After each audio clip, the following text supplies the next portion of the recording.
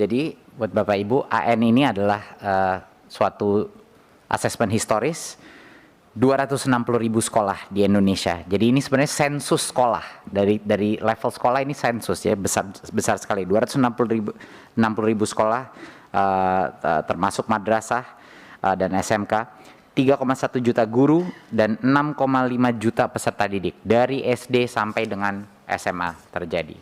Ini belum pernah terjadi sebesar ini, semuanya digital. Jadi seperti kita tahu halaman berikutnya, kita mengukur 3 hal, semua di Komisi 10 sudah diinfokan bahwa ada 3 komponen instrumen asesmen kompetensi minimum, yaitu numerasi literasi, survei karakter, dan juga survei lingkungan belajar. Ya, berarti guru-gurunya, kepala sekolahnya, muridnya semuanya dievaluasi.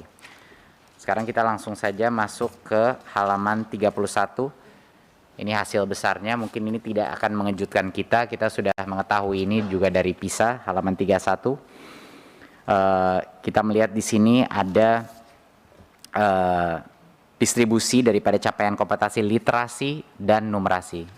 Halo, halaman 31. Ya. Nah, kita melihat di sini bahwa ya sebenarnya dari sisi literasi yang sebelah kiri, yang hijau dan biru itu sebenarnya yang sudah mencapai kompetensi minimum. Merah dan kuning itu belum. Makanya di sini kita ada sekitar 50% atau setengah daripada peserta didik kita yang belum mencapai minimum literasi.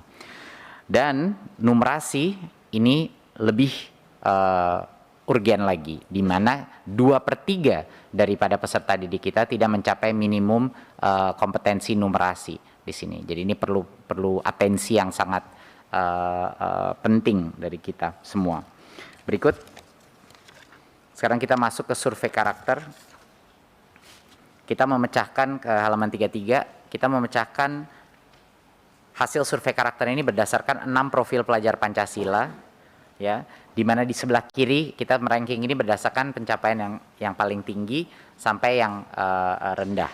Dan di sebelah kiri kita bisa melihat bahwa anak-anak kita dari tingkat spiritualitas dan akhlak itu sangat tinggi, ya, dan juga kreativitas. Ini suatu hal yang sangat positif. Kita baik dari sisi moralitas dan spiritualitas dan kreativitas itu lumayan tinggi, di mana di sebelah kanan adalah yang relatif rendah yang masih perlu diperbaiki, itu dalam aspek kemandirian.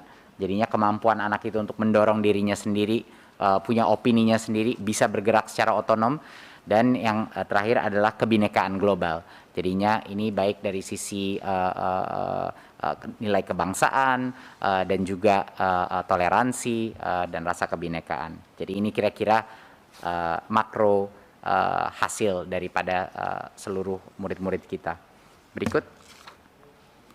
Nah, kita melihat kenapa survei karakter ini begitu penting, karena korelasi antara indeks karakter yang tinggi dengan numerasi dan literasi itu sangat tinggi. Kalau karakter mereka tinggi, numerasi dan literasi tinggi. Sama juga, kalau numerasi literasi mereka tinggi, biasanya survei karakter mereka tinggi. Ada pengecualian daripada ini, tapi secara rata-rata korelasi antara survei karakter kita dan pencapaian literasi dan numerasi itu sangat tinggi. Kita bisa melihat ini di carta ini. Kita melihat di mana survei karakternya itu tinggi, indeks karakternya tinggi, berkembang dan membudaya, capaian literasi mereka juga sangat tinggi. Jadi ini tidak satu hal yang dimensi yang tidak saling nyambung, ini semuanya saling terkoneksi. Jadi sangat penting untuk kita memonitor keduanya, bukan cuma capaian literasi dan numerasi, tapi juga karakter. Sekarang kita masuk ke dalam survei lingkungan belajar ke 30 halaman 36. Di sini kita melihat berbagai macam aspek. 36. Kita melihat baik dari sisi kualitas interaksi antara pendidik dan peserta didik, kita melihat iklim keamanan, ya, dari aspek perundungan, hukuman fisik, pelecehan seksual, narkoba, dan kita juga melihat iklim kebinekaan, ya, bagaimana satuan pendidikan itu menyikapi konsep keberagaman, ya. Berikut, kita bisa melihat di sini bahwa di halaman 37 bahwa peserta didik, guru-guru kita, ya, performa kualitas murid-murid kita menganggap guru-guru kita itu lumayan baik dalam dukungan afektif, percaya sama potensi murid, perhatian, dan lain-lain. Tetapi dalam aspek manajemen kelas dan aktivasi kognisi, manajemen kelas itu adalah keteraturan daripada suasana kelas tersebut, dan aktivasi kognitif itu adalah level level interaktif yang tinggi, mencocokkan sesuai kemampuan setiap peserta didik, ini masih cukup rendah, ya. Jadi kita butuh jauh lebih banyak skill set di dalam ruang kelas kita kepada guru-guru yang mengerti bagaimana cara memanage itu kelas dan bagaimana menciptakan metode-metode yang interaktif. Dan ini langsung hasil daripada muridnya yang mengevaluasinya. Berikut. Nah, ini juga satu hal pada saat kita menganalisa perundungan, kita tahu ini sudah menjadi masalah besar, tapi sebesar 24,4% daripada peserta didik kita berpotensi mengalami insiden perundungan. Ini angka yang sangat besar. Ini ada beberapa contoh pertanyaan-pertanyaan di sebelah kanan. Dan yang lebih menarik lagi, kita lihat halaman berikutnya. Halaman berikutnya, kita bisa melihat carta di sebelah kanan ini. Ini menunjukkan perbandingan, di sebelah kiri itu adalah grouping sekolah-sekolah yang tidak punya penguatan atau program apapun dalam aspek perundungan. Di sebelah kanan yang hijau itu adalah grouping sekolah-sekolah yang punya program atau kebijakan yang berhubungan dengan perundungan. Sekarang kita melihat sangat jelas ada korelasi negatif antara punya program perundungan dan insidensi perundungan yang terjadi. Jadi kesimpulannya adalah sekolah-sekolah yang membicarakan perundungan, yang punya kebijakan perundungan, level insidensi dalam sekolah itu jauh lebih kecil. Nah, ini akan kita lihat lagi. Ini akan menjadi suatu insight atau suatu strategi nanti ke depannya bagaimana kita bisa memitigasi isu daripada perundungan ini. Yang berikutnya kita masuk dalam kekerasan seksual, halaman berikutnya. Di sini sama juga kita melihat ada angka yang cukup tinggi, 22,4% peserta didik yang punya potensi insiden kekerasan seksual, ya, dalam definisi kekerasan seksual yang cukup lebar. Ini ada beberapa contoh pertanyaan yang kita tanyakan di sebelah kanan kepada peserta didik. Tentunya kita harus selidiki ini semakin mendalam. Tapi kita melihat di halaman berikutnya juga sama, ada korelasi yang sangat signifikan terhadap sekolah-sekolah yang membicarakan isu kekerasan seksual, ya, dan sekolah-sekolah yang tidak punya kebijakan atau membicarakan topik itu. Di sebelah kiri itu sekolah-sekolah yang tidak punya program apapun mengenai pencegahan kekerasan seksual, tidak dibahas dalam sekolah, tidak punya kebijakan, dan level insidensi kekerasan seksual jauh lebih tinggi di situ dibandingkan di sebelah kanan yang hijau, di mana sekolah-sekolah itu punya pemahaman, guru-gurunya punya pemahaman, dan mereka membahas topik itu secara terbuka, sehingga level insidensinya jauh lebih kecil. Jadi ini adalah faktor yang sangat penting baik buat perundungan maupun kekerasan seksual. Kalau nggak dibahas dalam sekolah, kalau pemahaman gurunya tidak baik, kalau tidak ada kebijakan atau program, resiko insidensi lebih tinggi. Sekarang kita masuk pada kebinekaan. Berikut.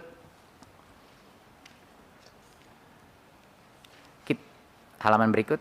Kita bisa melihat kebinekaan ini aspeknya ada beberapa, ada sikap inklusif, ada komitmen kebangsaan, toleransi agama dan budaya, dan dukungan atas kesetaraan agama dan budaya. Nah, ini suatu hal empat-empatnya masuk ke dalam indeks ini, kebinekaan. Dan kita melihat yang benar-benar tinggi dan membudaya, itu yang sebelah kiri yang hijau, itu 32%. Ya. Ada sekitar 60% yang sedang berkembang, dan ada sekitar 10% yang butuh atensi khusus kita dari aspek kebinekaan. Jadi ini adalah salah satu topik. Sekali lagi ini bukan hanya isu dengan agama atau ras, tapi juga kebangsaan dan lain-lain juga termasuk di dalam indeks kebinekaan ini. Jadi ini merupakan pertama kalinya dalam sejarah kita bisa mengukur semua aspek resiko ini, baik dari perundungan, kekerasan seksual, iklim kebinekaan per level sekolah dari SD sampai SMA. Ya, sekarang kita bisa halaman berikutnya. Ya, ini rapor pendidikan. Jadi sekarang Bapak Ibu, seluruh sekolah di Indonesia yang mengikuti AN ini mendapat laporan mendetil di mana dia bisa mengklik Dia mau lihat metrik yang mana, dia bisa double klik, dia bisa mengetahui apa itu artinya setiap metriknya. Pertama kali ini kita mendapatkan data driven evaluasi, di mana setiap kepala sekolah sekarang sedang melihat hasilnya dan merumuskan cara untuk melakukan perbaikan. Dia ingin memilih perbaikan yang mana. Setiap Pemda pun punya untuk semua sekolah di bawahnya mereka untuk bisa menganalisa level agregasinya, dan tentunya di level nasional. Jadi ini salah satu proyek big data terbesar di sejarah Indonesia yang sekarang bisa digunakan untuk meningkatkan kualitas pendidikan kita. Saya rasa itu saja yang bisa saya sampaikan. Mungkin satu halaman terakhir itu adalah halaman 50, tolong. Halaman 50. Jadi saat ini Kemdikbudristek apa yang dilanjutkan setelah adanya survei ini? Ya, Kemdikbudristek memfasilitasi satuan pendidikan untuk melakukan perencanaan berbasis data. Kita akan memimpin bimbingan teknis dan pendampingan perencanaan ini yang akan dilakukan. Kedua, kami juga memberikan dukungan materi untuk belajar mandiri sehingga semua Pemda dan satuan pendidikan bisa mengerti hasil daripada rapor pendidikan dia. Dan juga kita ada call center atau pusat bantuan untuk menjawab pertanyaan terkait rapor ini. Ya, seperti yang kita tahu, ini bukan rapor untuk menghukum, ini bukan rapor high stakes ya. Ini adalah rapor untuk melakukan refleksi dan untuk secara mandiri membenahi isu-isu yang ada. Jadinya ini adalah baseline kita. Yang kita harapkan adalah tahun depan akan ada perbaikan daripada baseline yang tahun ini. Jadi ini bukan masalah ranking, ini bukan masalah menyalahi, bukan masalah menghukumi, tapi ini untuk melakukan refleksi dan untuk membenahi.